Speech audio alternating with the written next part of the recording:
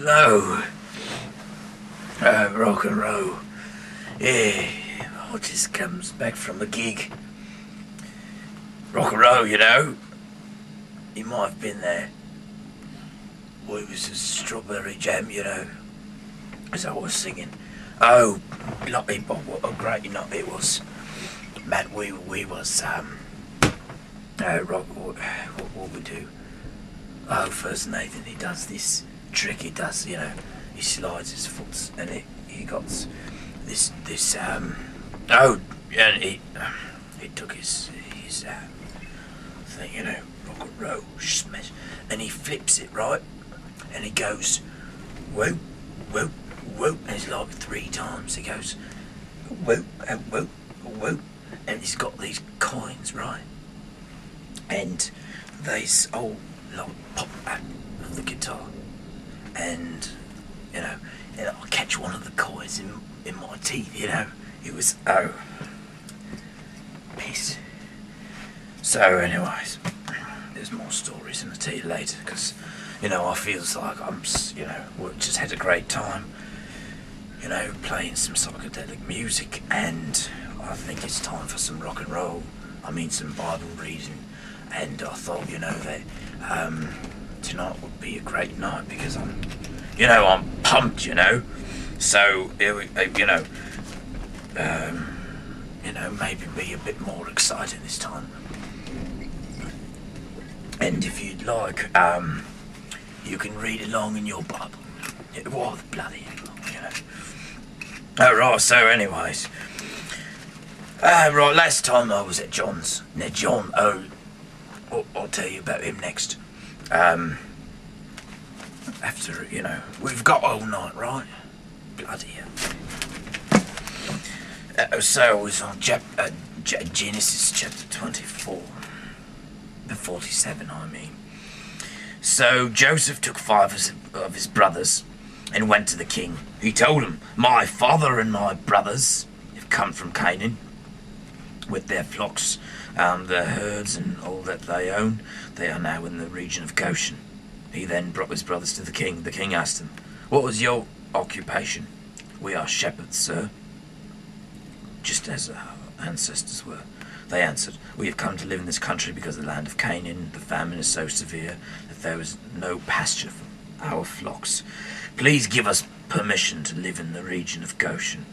The king said to Joseph, "Now that your father and your brothers have arrived, the land of Egypt is theirs. Let them settle in the region of Goshen, the best part of the land, and if there are any capable men among them, put them in charge of my own livestock." Then Joseph brought his father Jacob and presented him to the king. Jacob gave the king his blessing, and the king asked him, "How old is you?" Jacob answered, "My life in wandering was lasted 130 years. Those years have been few and difficult, unlike the long years of my ancestors to their wanderings." Jacob gave the king a farewell blessing and left. Then Joseph settled his father and his brothers in Egypt, giving them property in the best of the land near the city of Ramesses, as the king had commanded. Joseph provided food for his father, his brothers, and all the rest of his father's family, including the very youngest. The famine was so severe that there was no food anywhere, and the people of Egypt and Canaan became weak with hunger. As they bought grain,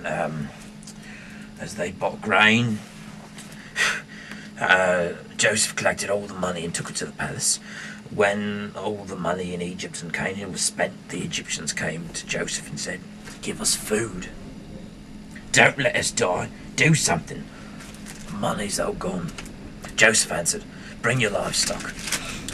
I'll give you food in exchange for it if your money is all gone." So they brought the livestock to Joseph and gave them food in exchange for their horses, sheep, goats, cattle, and the donkeys. That year he supplied with food in exchange for all their livestock, you know. And the following year they came to him and said, "You know, we will not hide the money, hide the fact that from you, sir, that our money is all gone, and our livestock belongs to you. There's nothing left to give you except our bodies and our lands. Don't let us die. Do something. Don't let our fields be deserted. Buy us our land in exchange for food. We will be the king's slaves, and he will own our land. Give us grain to keep us alive and seed so that we can plant our fields. Joseph bought all the land in Egypt for the king. Every Egyptian was forced to sell his land. Because the famine was so severe and the land became the king's property, Joseph made slaves of the people from one end to the other, Egypt to the other, and I was singing, tea and scones. And Nathan, he says, "Oh yeah!" And I says, "Tea and scones!" And he says, "Oh yeah!" And he does this thing, right? And he goes, flip, flip. And he just, I don't know what he did. But it's like the whole bloody place was like, whoa, It was, anyways. The only land he did not buy was the land that belonged to the priests. They did not have to sell their lands because the king gave them an allowance to live on. Joseph said to the people, "I see, I have now bought you and your lands for the king. Here is seed for you to sow in your fields at the time of harvest, and you must give 1/5 to the king. You can use the rest for seed and for food for yourselves and your families." They answered, "You have saved our lives. You've been good, to us, sir, and we will be the king's slaves." So Joseph made it law for the land in Egypt that 1/5 of the harvest should belong to the king. This land still remains in force today. Only the lands of the priests did not become the king's property. Now the Israelites, they lived in Egypt in the region of Goshen, where they became rich and many children. Jacob lived in Egypt 17 years, until he was 147 years old. When the time drew near for him to die, he called for his son Joseph and said to him, "Place your hand between my thighs and make a solemn vow that you will not bury me in Egypt. I want to be buried where my fathers are. Carry me out to Egypt and bury me where they're buried." Joseph answered, "I will do as you say." And Joseph said, "Make a vow that you will." Joseph made the vow, and Jacob gave thanks there on his bed. So, stay tuned for tomorrow's chapter, which I'm going to read right now. But not on this clip, Anyway, I'm Wayne Roach. You're watching Wayne Roach Reads the Bible. Good night and God bless.